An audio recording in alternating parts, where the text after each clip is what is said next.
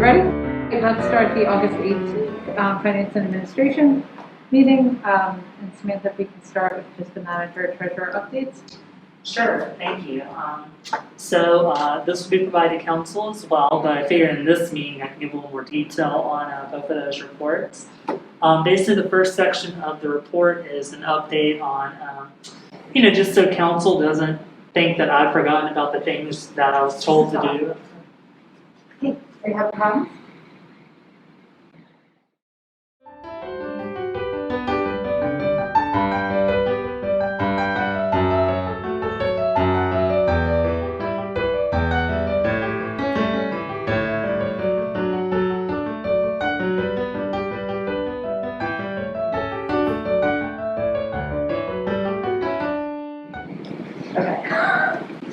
All right.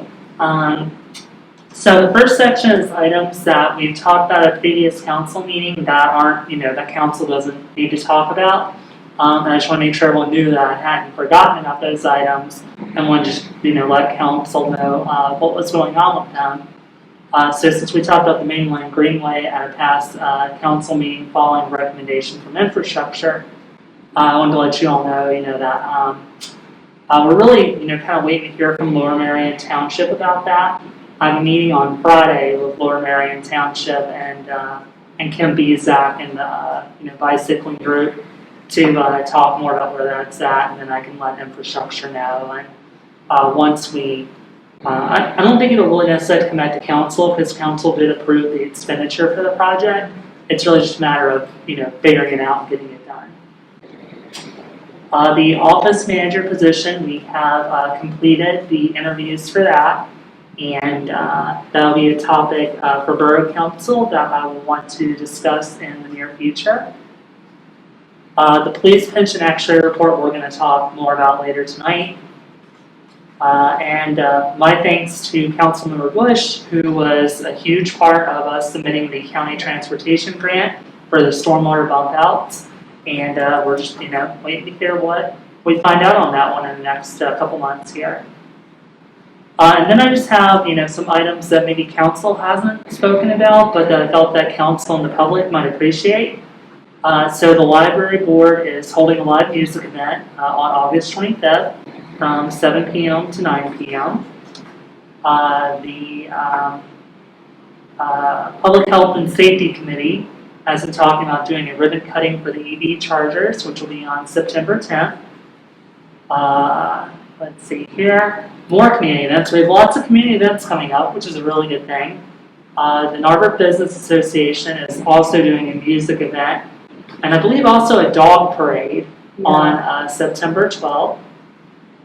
And unfortunately, in my last manager's report to council last month, I made note about the borough really getting back into the plastic regulation, and unfortunately I have to report that I was told almost immediately afterwards on that due to things going on in Harrisburg, we have to continue to put that on hold until December.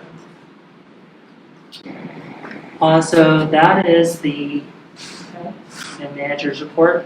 The treasurer's report, I'm not, it's a work in progress, so I was really glad that we actually have a treasurer's report this month, and it's something that I'm going to continue to refine. And sorry to Bob, I need to let him into the meeting.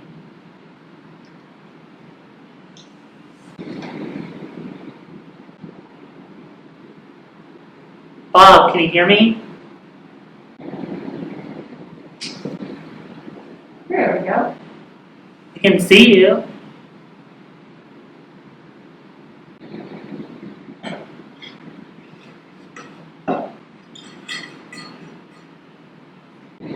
I think you have to unmute, Bob. Can you hear me?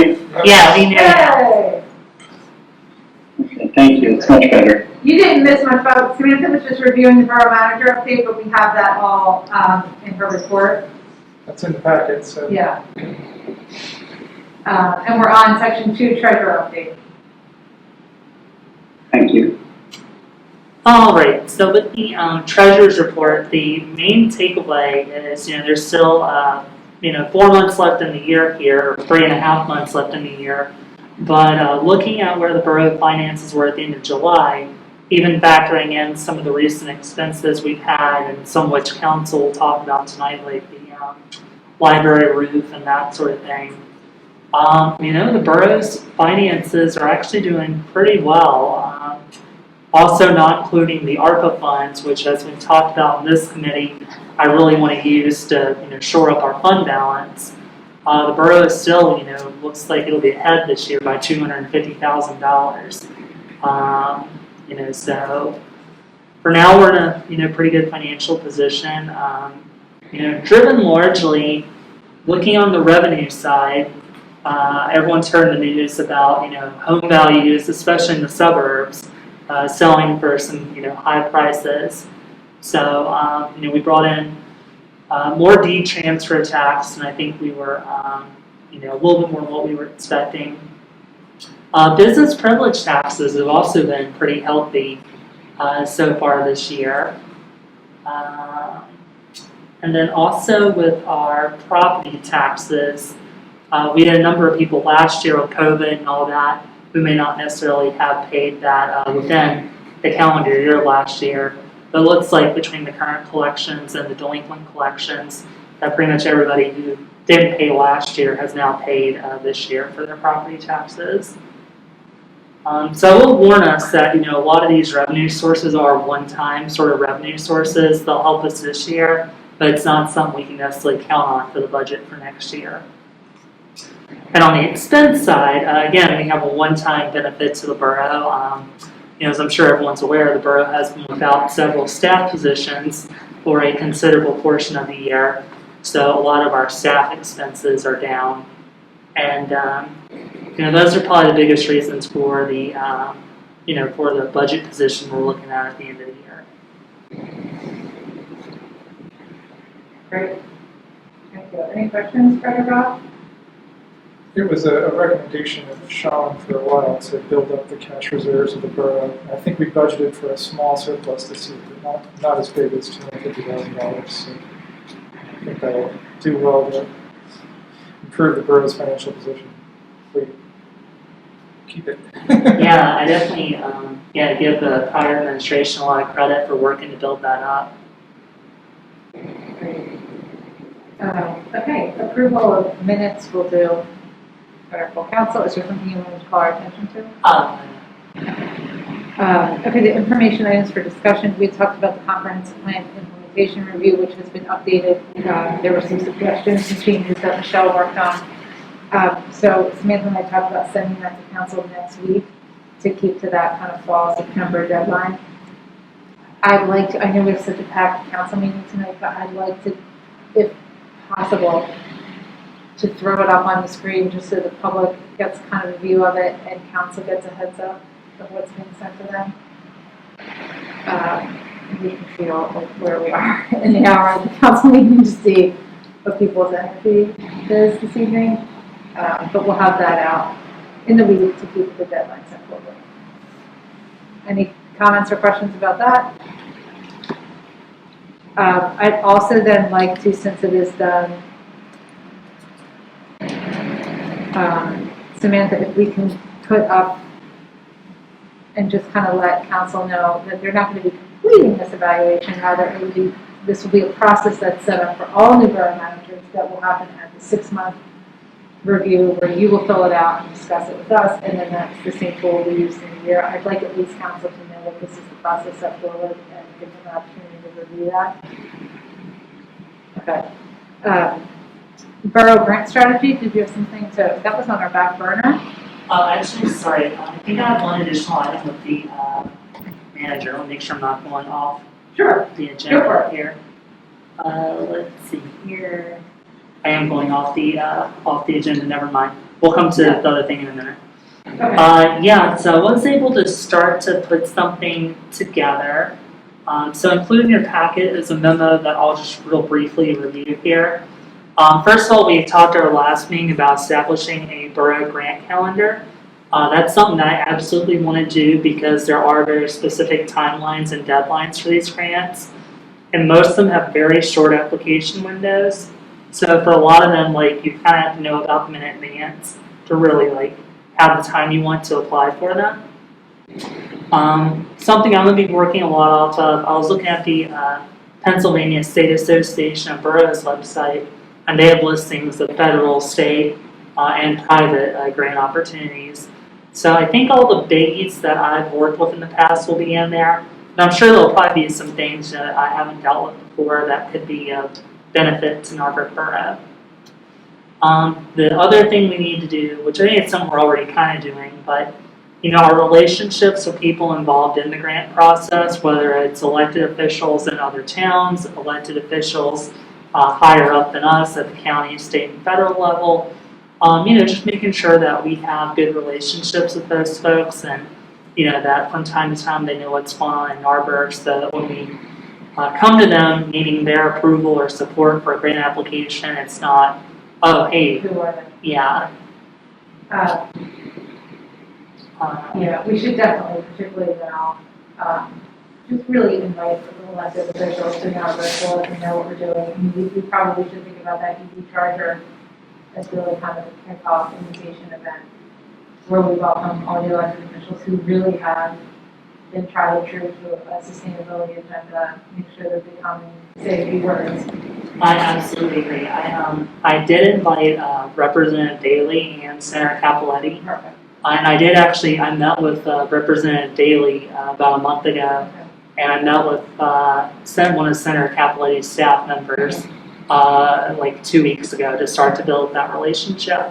And then I still have to get a better handle on who our federal representatives are and our county representatives here, and establish those relationships. I would think that Madeline Dean would be open to coming if she's in the area, as well as we could reach out to Val and from the county, who really, have been stewards of this work. Yeah, I definitely think that. I unfortunately am not going to be here. I'm traveling for work that day, but if there's anything I can do in the meantime.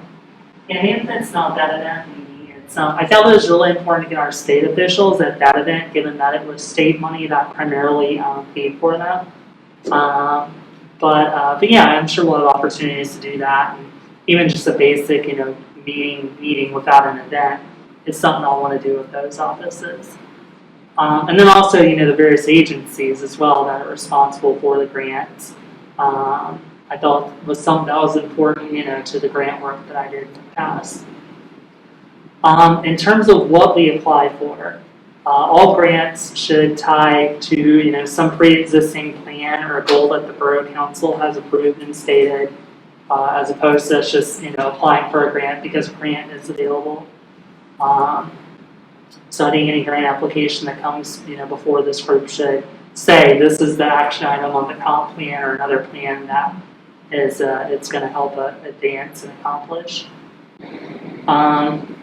Item number 4. So we do have the benefit, of a lot of volunteers and outside parties who are interested in supporting the borough and have expressed interest in getting involved in grants and that sort of thing.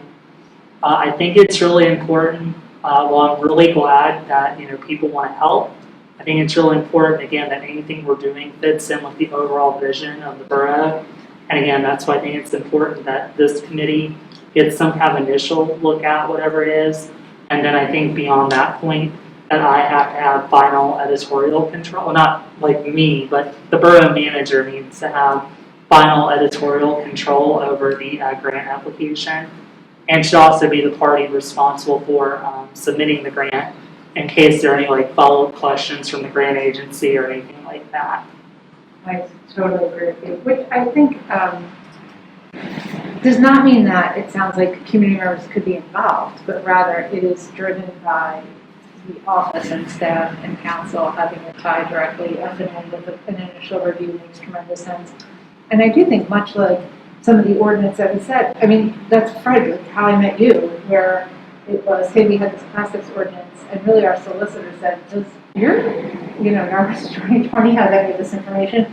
And it was the community groups that saved us tons of money from the solicitor having to research and write kind of the preamble of justification of that. And there are folks that we have an abundance of resources in our community members where I think we could probably identify or do a call to action of folks in a certain field that can help with some of that narrative or foundational work that's required in grants. And Kimberly Bezick in the NCC is a prime example of how much that work did and really, took a lot of the just time that the staff did to spend on that. So, But ultimately, the borough should be the one submitting the grant. Yeah. The borough should be the one, the final pass over the, over the grant to make sure it reflects borough's priorities.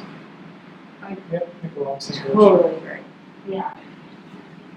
And then, I don't necessarily think that FNA should, beyond the initial review, I think for any, final comments or anything, I think it'd probably be better for whatever borough committee is best suited to the topic of the grant to have kind of further input at that point. So for the stormwater bump outs, infrastructure, had an opportunity to look at it before it was submitted.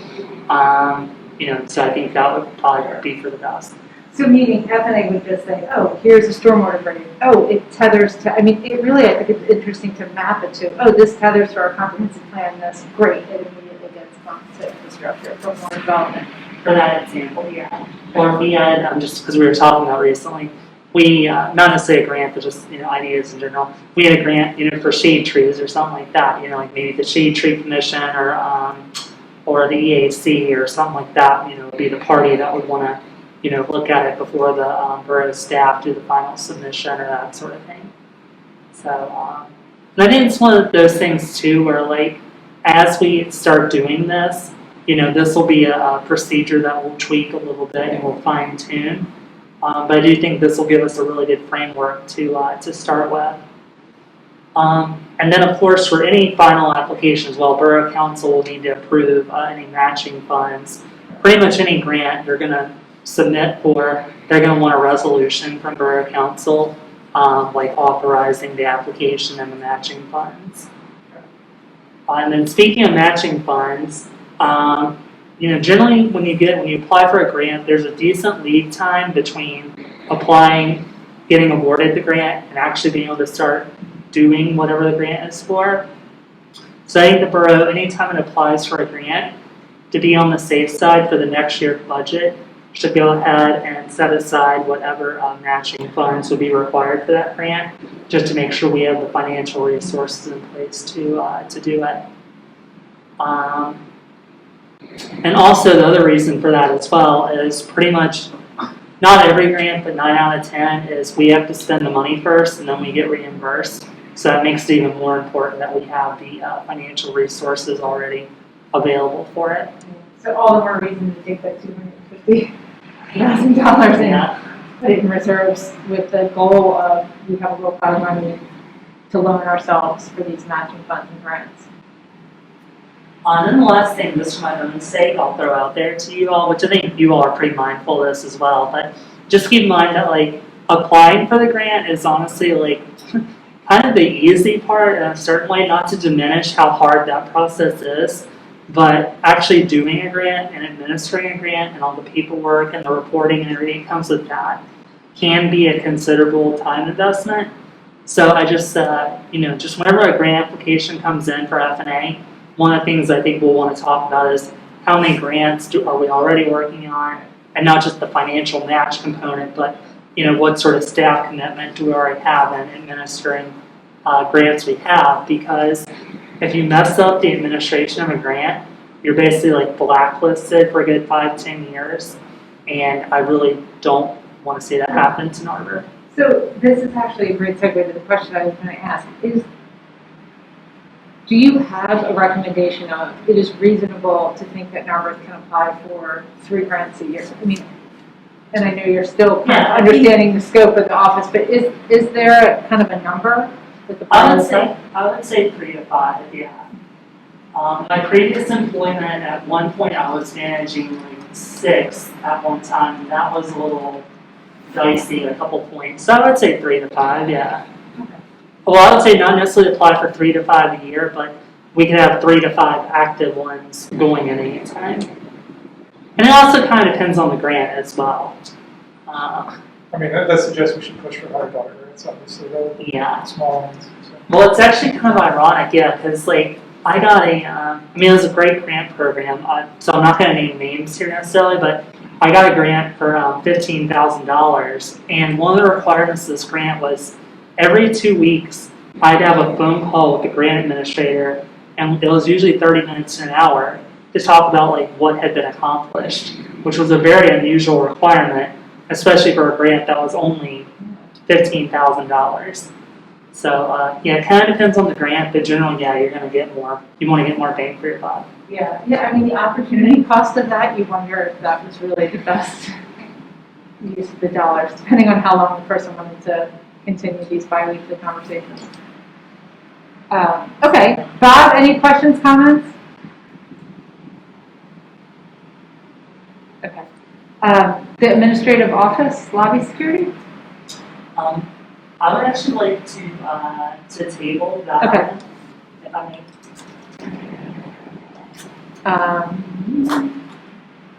Building access? And that's one as well. I'm still working on getting myself. I'll say this: myself and Michelle Carroll have been working on meeting with consultants, getting quotes and things in regards to both the building lobby and the access system. And I do expect next month to have real information on both of those. Police pension? Yeah, so last month the Borough Council approved the new investment manager for the police pension. It's the same entity as who does our actuarial. The borough is due every 2 years. We have to submit an updated actuarial report to the state, which determines our minimum municipal obligation for the pension fund. Borough Council is required by September 30th of each year to approve the minimum municipal obligation. So I thought it was, a great idea. I believe it was you, Councilman Rickard, who suggested this month we should really talk about all that. So I reached out to our actuary to find out the status of our 2-year report and the assumptions that were being made. So this 2-year report just I don't know what you all know or don't know, so I apologize if I'm saying things that you know already. Maybe even the public would benefit from knowing this information. So basically this 2-year report covers things like what do we think the investment rate of return for the pension plan is going to be, what sort of mortality table do we want to use. This is all fresh. Yeah. Champion this. Like what sort of wage rates do we expect in the future, because all those things determine what the future pension payouts are going to be. And a number of other factors. And so talking with our actuary, there are 2 notable changes for our assumptions for this 2-year period, for our upcoming 2-year period. Number 1 is that traditionally the borough has had a 5% rate of return on its assumed rate of return on its investments. And historically that is a low rate of return compared to other municipal pension plans. Our new pension investment manager has recommended we change the mix of investment to get that number up to 6%, which I think is much more in line with what is realistically possible and with what other municipalities do. So by incorporating that recommendation, as well as part of the arbitration with the police, there was a tweak to the pension benefits. There previously was a pension benefit for disability-related injuries, I believe, that paid out 70% of wages, as opposed to the traditional pension, which pays out 50% of wages. There was language added as part of the agreement that makes it more difficult to qualify for that 70% pension benefit. And because of that, our actuary reduced the likelihood of the borough paying out that level of benefit, which also saves some funds. So, to make a long explanation short, the good news is we're looking at a minimum municipal obligation next year that is $35,000, $40,000 less than what the borough had to pay this year. And I want to emphasize, the borough is still, following our requirements and making sure the police pension is funded, because it's one of those things where, if you don't pay now, you're going to pay later. So I want to emphasize that this $35,000 reduction is not us kicking the can down the road or shirking our responsibilities. It's just that we're expecting we're going to have to pay less benefits in the future, and that we're going to derive more income from investment income so we don't then have to put that money into it. Yeah, so I took a look at the report, and we are better funded, so the pension plan is better funded than it was last year, 100% funded. And I was very pleased to see that change to the investment assumptions. I think pushing for that since I learned about it, and I think it's going to be a substantial benefit to the borough to invest more of the funding in stocks as just about everybody else does. So Thanks, Roger. it could. Report. Yeah, thanks. Yeah, and the only one thing I want to note for everyone's educational benefit is speaking of the funding level, that's also important and something that gets tracked every 2 years with this report. Generally, the state requires any pension that's funded below 70% is considered to be distressed, and the state starts imposing various regulations and penalties to make you get above that number. So, we always want to make sure, that we're, moving above that figure. Great. Thank you. Bob, if you're there, any questions or comments?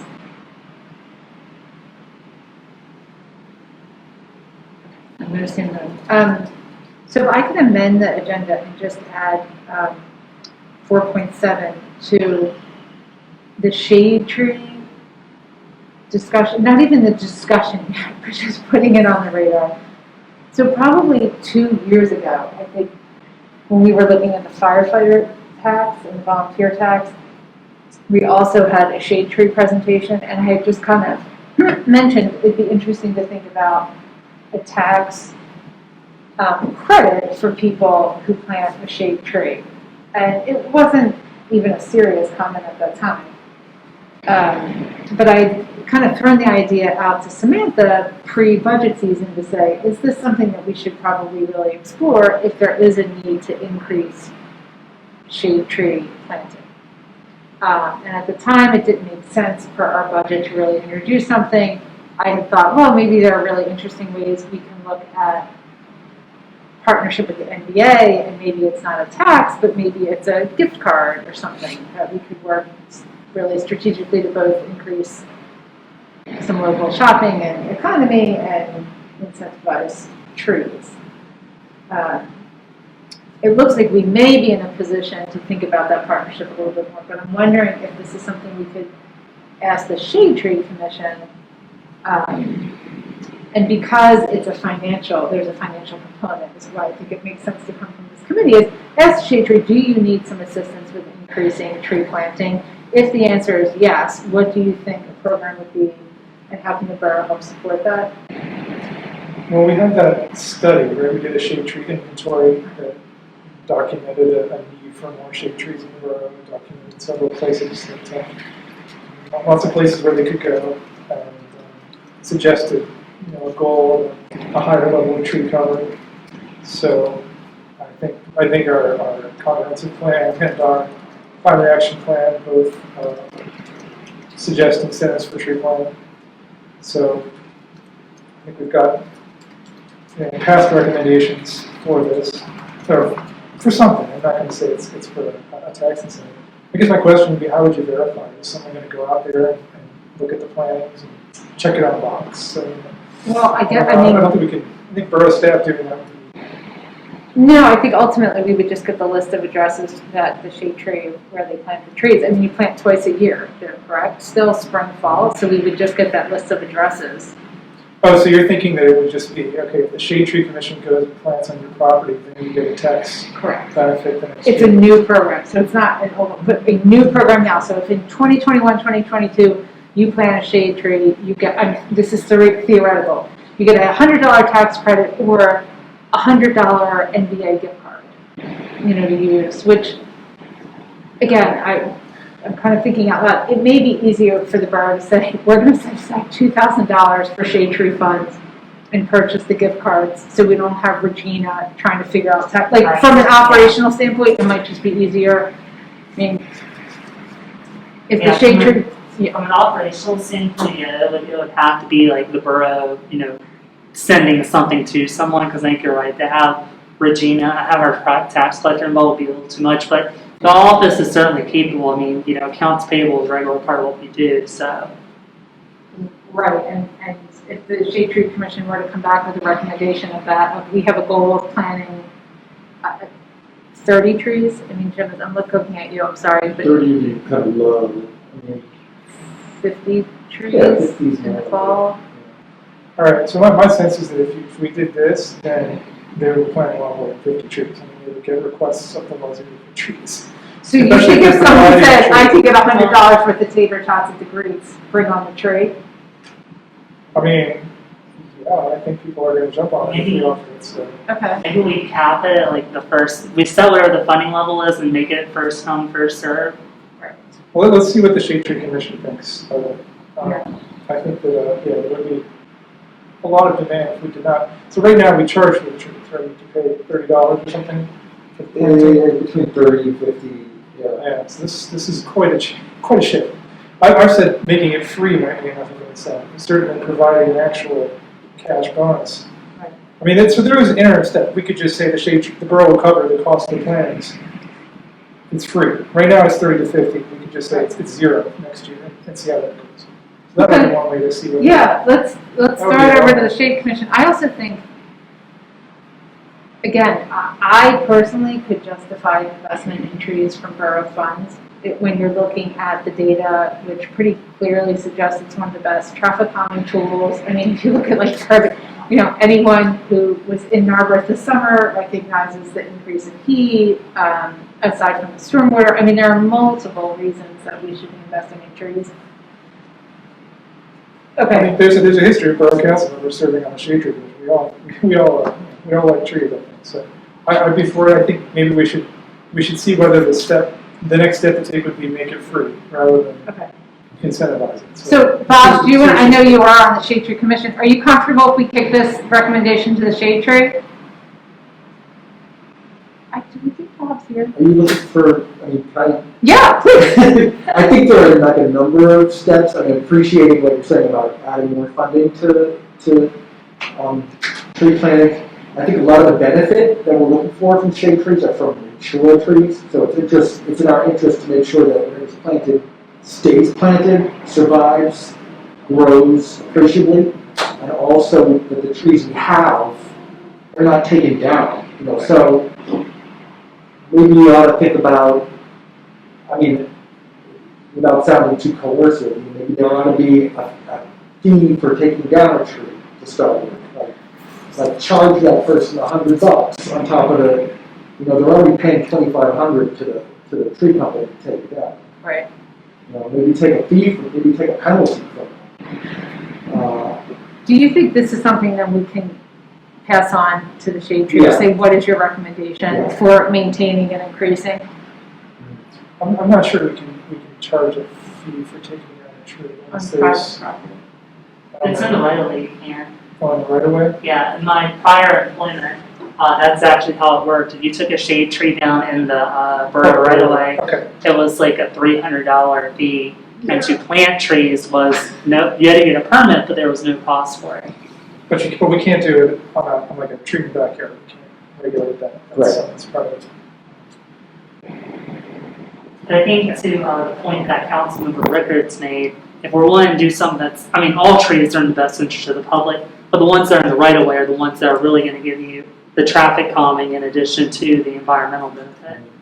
Well, that's where Shakepeare plants. Is in the right of way. Yeah. So The first right of way. that's Okay. where we have. I mean, I think that's where the borough really has an ability to act. Is in the private right of way. Exactly. I mean, we can provide incentives. We can do incentives for trees anyway, but we can directly take steps in the right of way. You could. I have seen in places, like depending on the size of the tree, I think even on private property you can regulate it. I could have swore I remember seeing a regulation before in a prior municipality of like any tree that was more than 16 inches in diameter, you had to get like a permit to remove no matter where it was on the property. I've seen like one regulation statewide, and I wonder whether it's legal or not. So Yeah. we have to ask John. Yeah, I don't want to get my prior place in trouble, yeah. Yeah. Yeah, and I just want to be clear that I don't want to step on public health and safety because I think that's probably where the shade tree lies. I just was curious from the fiscal perspective as we come upon budget season, if there is any support needed. Now it looks like we may be in a position to provide some lower level support if the Shakepeare would be interested. So we can have a quick conversation with council, or the FMA can at least ask the Shakepeare Commission to again identify, bring ideas for financial support if it's needed for incentives, from permitting, from fees, and what would be helpful to increase and maintain.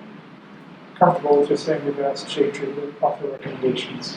Perfect. From there, because those will come back to us here in FMA, Okay. and we'll go back up to full council. Okay. Good. Bob, I'm going to assume that if it's not good or you have a comment that you're going to unmute. Okay, then action items. Samantha, anything that we need to discuss? I'm assuming you're going to go into line about the new user facility agreement at full council.